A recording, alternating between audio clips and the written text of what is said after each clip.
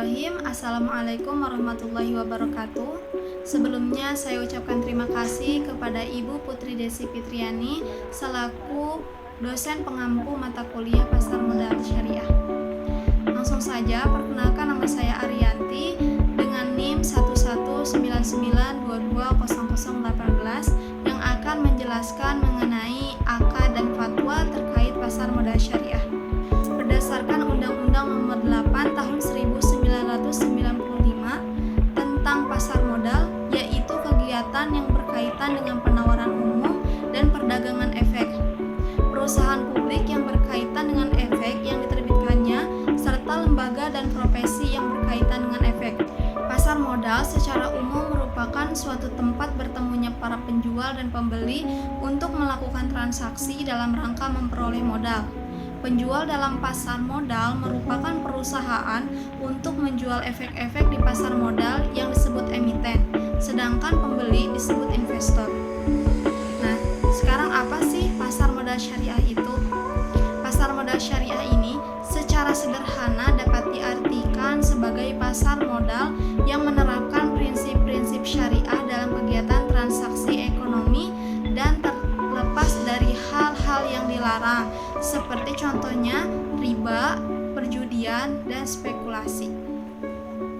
Dalam kegiatan pasar modal terdapat suatu transaksi jual beli modal yang seperti saham bursa efek, juga meliputi jual beli valuta asing serta yang lainnya.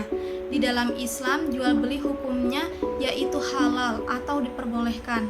Allah Subhanahu wa taala berfirman dalam Al-Qur'an surat Al-Baqarah ayat 275 yang artinya Allah menghalalkan jual beli dan mengharamkan riba. Dalam pasar modal syariah ini ada akad-akad yang dipakai di dalam pasar modal syariah.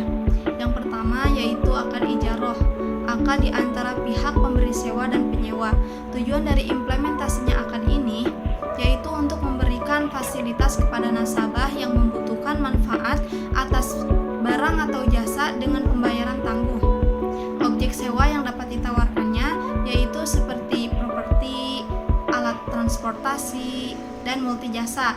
Contohnya pendidikan, kesehatan, ketenagakerjaan, dan lain-lain. Akad ijarah dianggap sebagai salah satu alternatif yang dapat digunakan oleh nasabah melalui produk yang ditawarkan pada perbankan syariah. Misalkan pada produk pembiayaan, kepemilikan rumah atau KPR di perbankan syariah. Yang kedua yaitu akad istisna, akad di antara pihak pemesan dan penjual. Diimplementasikannya pada proses jual beli atau transaksi secara online. Yang ketiga yaitu akad kafalah, akad pihak penjamin atau pihak dijamin. Akad ini telah lama diterapkan oleh kaum muslimin di berbagai lembaga keuangan maupun dalam transaksi sederhana dalam kehidupan sehari-hari. Kafalah ini secara garis besarnya terbagi menjadi dua macam, yaitu yang pertama kafalah jiwa dan kafalah harta.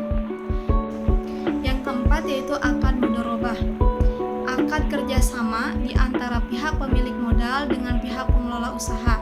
Penerapan mudharabah menggunakan teknik pendanaan di mana pemilik modal menyediakan dana untuk digunakan oleh unit defisit dengan kegiatan produktif dengan dasar loss and profit sharing. Contohnya yaitu obligasi syariah. Yang kelima yaitu akad musyarakah, akad kerjasama antara dua pihak atau lebih. Prinsip dari akad musyarakah ini yaitu surat berharga bukti pernyataan modal kepada perusahaan. Dengan bukti penyertaan tersebut, pemegang saham berhak untuk mendapatkan bagian hasil dari usaha perusahaan tersebut. Akad musyarakah ini pada umumnya dilakukan pada perusahaan yang bersifat privat. Yang keenam yaitu akad wakalah, akad antara pihak pemberi kuasa dan pihak penerima kuasa.